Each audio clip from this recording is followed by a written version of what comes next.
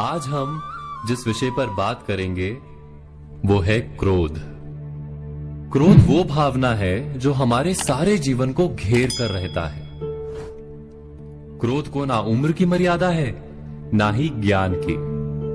कब, कहां और किस कारण से क्रोध पैदा हो जाए वो कोई नहीं जानता।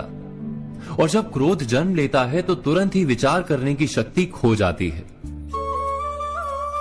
बुद्धि पर अंधकार छा जाता है। वर्षों के संबंध पल भर में टूट जाते हैं। सारा जीवन बिखर जाता है। किसी भी कारागार में जाकर देखिए, अधिकतर अपराधी क्षण भर के क्रोध का दंड भोगते हुए दिखाई देंगे, पर फिर भी हम क्रोध पर अंकुश नहीं लगा पाते। बार बार हम क्रोध ना करने का प्रण तो लेते हैं, पर बार बार हमसे क्रोध हो जाता है। ये क्रोध वास्तव में क्या है, क्यों जन्मता है और क्यों अंकुश में नहीं रहता? उदाहरण के लिए आप एक बालक को देखिए।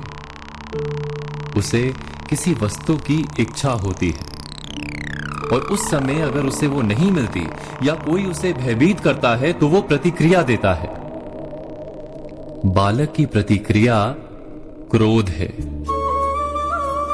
क्योंकि बालक निर्बल है, निसहाय है।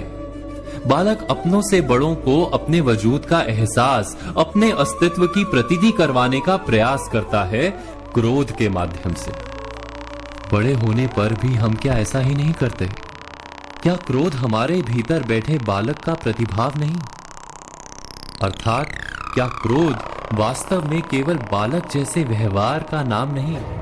जब अहंकार को घाव होता है, जब भय लगता है, जब कोई वस्तु हमें प्राप्त नहीं होती, तब हमें क्रोध आता है, ठीक किसी बालक की भांति। हम जानते हैं कि आईने के सामने खड़े होकर मुंह बनाने का खेल बालकों को शोभा देता है, बड़ों को शोभा नहीं देता। फिर भी हम बालक की भांति क्रोध करना बंद नहीं करते।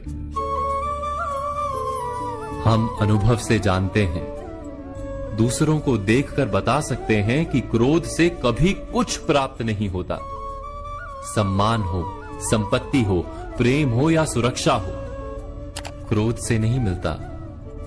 मिलता है तो प्रयासों से, कार्य करने से, बुद्धिपूर्वक विचार करने से। मनुष्य मात्र अपनी आदतों के अनुसार ही जीता रहता है। क्रोध भी आदत बन जाती है।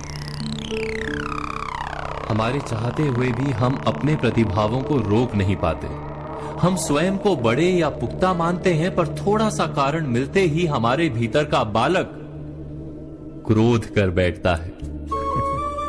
अर्थात क्रोध वास्तव में और कुछ भी नहीं, हमारी बालक बुद्धि का नाम है। जैसे ही हम इतना स्मरण में रखें कि हम बालक नहीं, बालक जैसा व्यवहार हमें शोभा नहीं देता, वैसे ही क्रोध स्वयं ही बंद हो जाता है। क्या ये सत्य नहीं? इस पर विचार मनन अवश्य कीजिएगा।